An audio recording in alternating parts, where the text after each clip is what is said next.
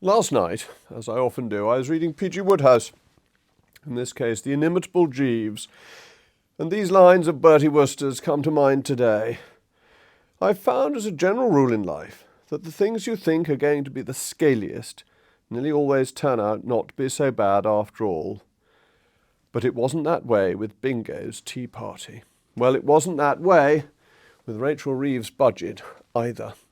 You do begin to ask yourself, why do any of us bother working? Why don't we join the dole queue? Join the people who are dependent on benefits? From my own point of view, now you can have as many children as you like paid for by the state, with the average multi-child family being £5,000 a year better off, paid for by those who haven't afforded to have so many children in many cases.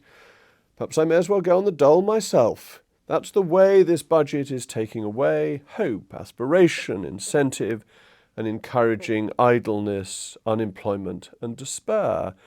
It's a really rotten budget, and it starts from a fundamentally fallacious premise, and that is that it's for the government to decide how well off you should be, not for you to decide through your efforts, through your work, through your industry. The government should tip the scales against you if you want to work, if you want to succeed. How do we know this? Well, if you're in the state sector, if you're a member of parliament or cabinet minister with a state-funded pension fund, you're going to be fine. You've got your gold-plated pension to look forward to. If you're working in the private sector and you're contributing to your own pension fund and you've joined a salary sacrifice scheme, you're going to be worse off. You're going to be taxed national insurance on salary sacrifice to provide for your retirement. When the problem of society is that we have an ageing population and not enough money to look after them, penalising those who look after themselves, a penalty imposed by people who are looked after by the state, is utterly rotten. And then there are the stealth taxes, the biggest stealth tax, of course, being the freezing of thresholds. The thing about stealth taxes is that they're basically dishonest, but that people aren't stupid. They know this is what is happening. And they know that they hit the least well off, the people who are in their first jobs just beginning to pay tax, the people who have never earned a great deal of money. Now, each year, they will be worse off. Pensioners who are just on the state pension will be dragged into the tax bracket. And where's this money going? It's going on welfare, because there will be full uprating by inflation for those on out-of-work benefits. So if you work, or if you worked and are now retired, you will lose out, and if you don't, you will benefit. It is a classic Labour budget for those who do not want to work. And that's not to say that those who are disabled, those who are needy, don't deserve support. Of course they do. But this government is making being out of work a lifestyle choice. And what about the other taxes that are creeping in? The 3p a mile for an electric car. Well, I don't want an electric car. I like a petrol car, thank you very much. And I don't believe that the 2030 ban will ever take place. I think government will give up on it. It's too unpopular. It's too costly. It does too much damage to the car industry. Won't apply in Northern Ireland anyway because of the Windsor framework. So I wouldn't worry about not being able to buy a petrol car after 2030. But why on earth would you now buy an electric car? And this crazy government actually put up the incentives to buy an electric car at the same point as it's increasing a tax on them. So on the one hand, you make it more expensive. On the other hand, you increase the handouts. It's all about the government thinking that it can nudge people's behaviour in the way it wants them to act, rather than allowing people to get on with their own lives. And it's where the money is going to be spent that matters too. So yes, welfare is part of it, but another part of it is digital ID. £1.8 billion a year to be spent on digital ID so that the government effectively can keep you under surveillance, can watch more closely what you're doing, so that it can get even more tax out of you. Don't think that digital ID is for your convenience. This government never does anything for your convenience. It does it because it wants to get more money out of you. So this is £1.8 billion that will be spent on governmental control of denying access to services unless you show your papers. It will be that continental approach that you can't do anything unless the government gives you permission to do it, and your money is being spent on it. If that £1.8 billion weren't being wasted on digital ID cards, they wouldn't need the extra tax on houses, a tax that is going to hit so many people living and working in London and the South East, not just the billionaires, all of whom are leaving, so there won't be any of them to get money out of, but very often it's going to be widows living in houses that have gone up in value through no fault of their own over the decades.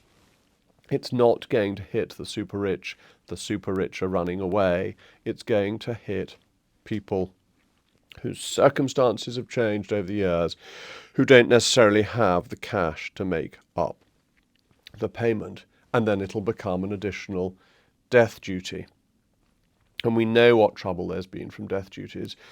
And today there was no support, no help, no amelioration for the farmers or businesses that were whacked last year. Nothing to give them a little encouragement or support. I walked through the farmers' demonstration outside Downing Street today and met people who believe in their nation, who want the nation to be great, who believe the nation needs feeding.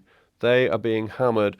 And if you're in any doubt about two-tier policing, why is it that they weren't allowed to bring their tractors when the Palestinian mob can protest, it seems, whenever they like?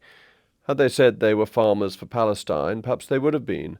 Perhaps if they'd dressed slightly differently, they'd have been able to get away with bringing their tractors. It really does seem to be one rule for the Palestinian protesters, left-wing protesters, another rule for the farmers.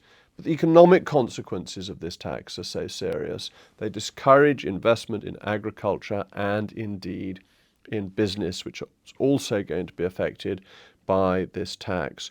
Why? Because you need to build up cash surpluses to pay the tax. If you need cash to pay the tax, you can't invest in new machinery, in automation, or even in employing more people. You have to run your business for cash.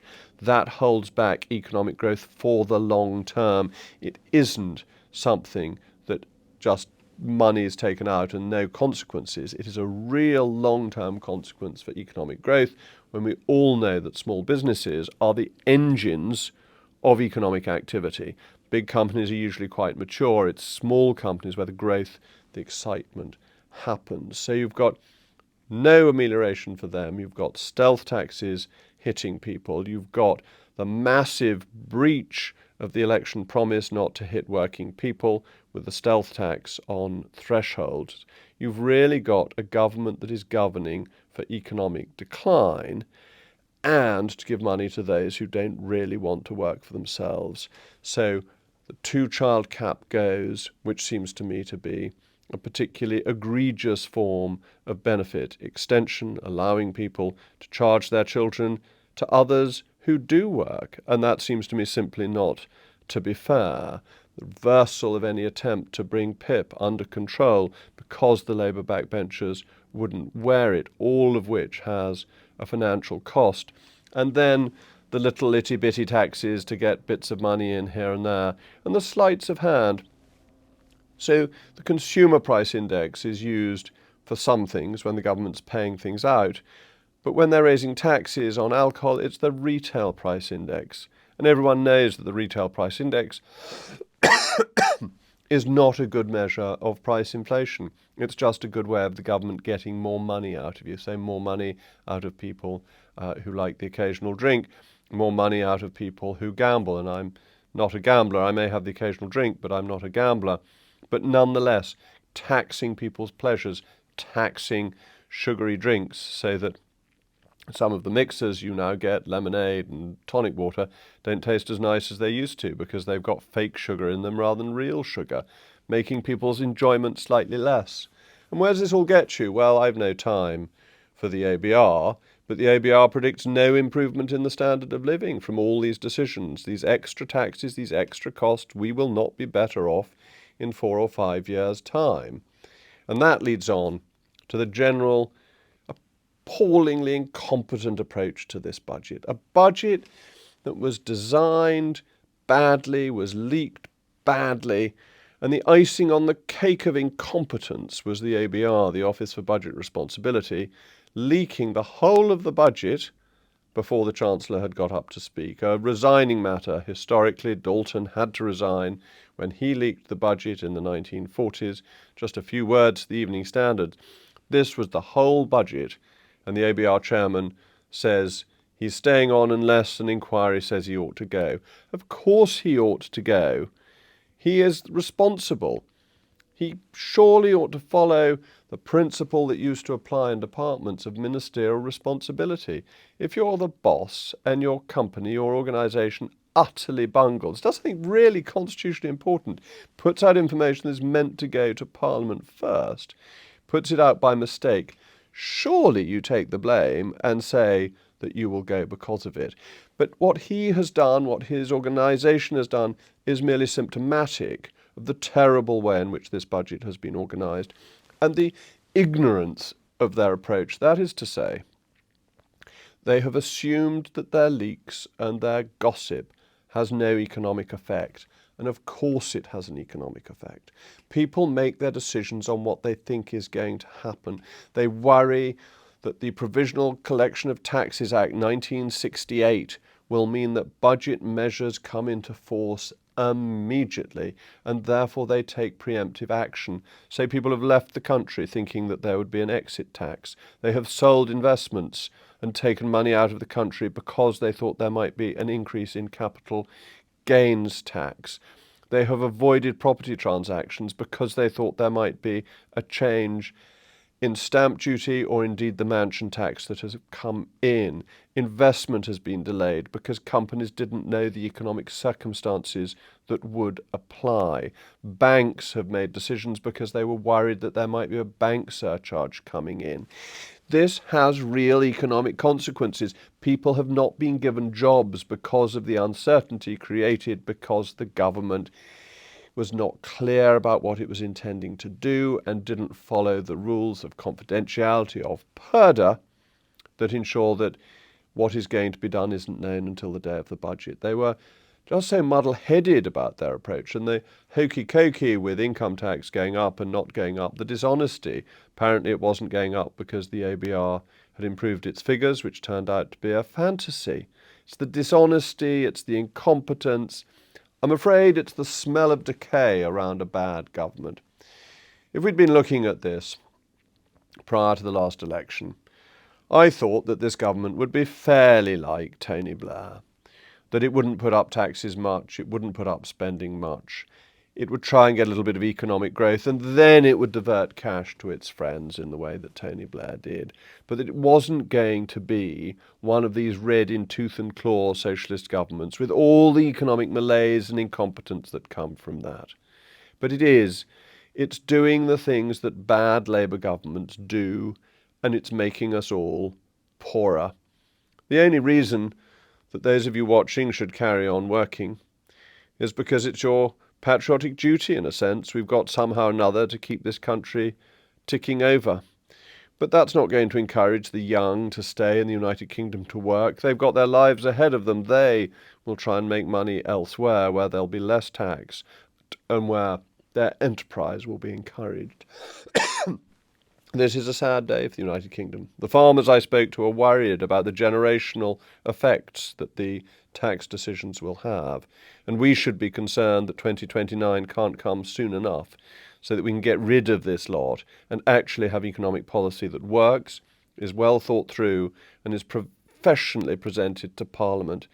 If only that could happen, if only we could be governed reasonably sensibly, things would be very much better than they are.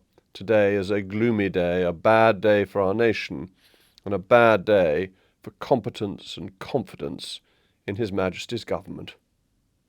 Thank you for watching.